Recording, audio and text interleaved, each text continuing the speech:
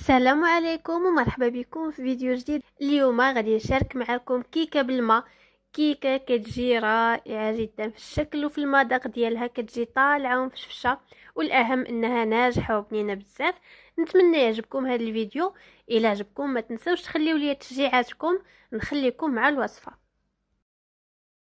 بالنسبه لمقادير هاد الكيك غادي نحتاج 3 البيضات من الحجم الصغير. الا كان حجم كبير استعملوا 2 بيضات فقط بحراره الغرفه بطبيعه الحال. كاس ديال الماء من الصنبور. كاس ديال سكر سنيده. نص كاس ديال الزيت. عندي هنا 400 غرام ديال الدقيق الخاص بالحلويات. 3 ديال الخمارات الحلوه وجوج ساشيات ديال الفاني. بالنسبه للعبار عبرت بالكاس ديال العنبه اللي كيهز 150 غرام. غادي نخلي لكم المقادير مضبوطه في صندوق الوصف. غادي نبدا باول مرحله.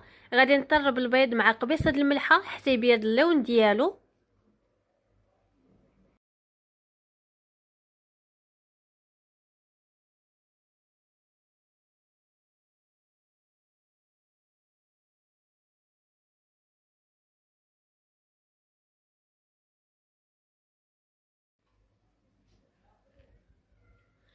غادي نبدا في اضافه سكر سنيده تدريجيا مع الاستمرار في التطريب.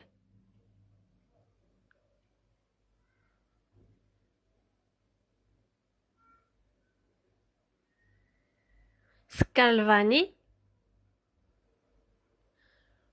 ودابا غادي نبدا في اضافه الزيت على شكل خويطات شويه بشويه. كتجي واحد الكيك اللي مفشفشه وتبارك الله وطالعه. تبعوا غير المراحل. ودابا في هذه المرحله هذه غادي نضيف الكميه اللي عندي د الماء كيف ما قلت لكم من قبل بالماء ديال الصنبور. من بعد ما خلطت كاع المكونات غادي نبدا في اضافه الدقيق والخمارات ديال الحلوه.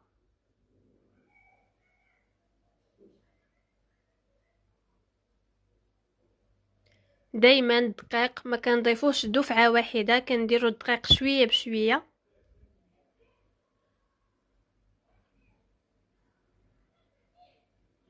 الكميه ديال الدقيق غادي تختلف على حسب النوعيه ديال الدقيق وعلى حسب الحجم ديال البيض.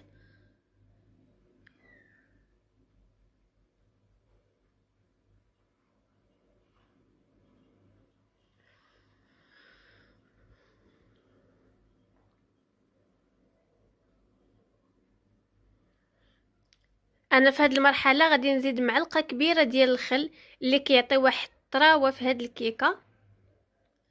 صافي هكا انا غادي نكون تحصلت على القوام ديال الكيك. القوام ديال الكيك باين. غادي تشكلوا رقم 8 وفاش يبقى لكم مرسوم هذاك هو القوام اللي خاص تكون فيه. انا هنا خويته في واحد المول اللي دهنته بشويه الزبده ورشيته بشويه الدقيق. بالنسبه للفران انا شعلته من قبل. وصافي هذا هو الشكل ديال الكيك كيفاش كيجي تبارك الله. كيجي كيك رائع جدا. كيوجد لينا في وقت قياسي تبارك الله. كيجي طالع ومهوي من الداخل واحد النسمه فيه غزاله ما شاء الله.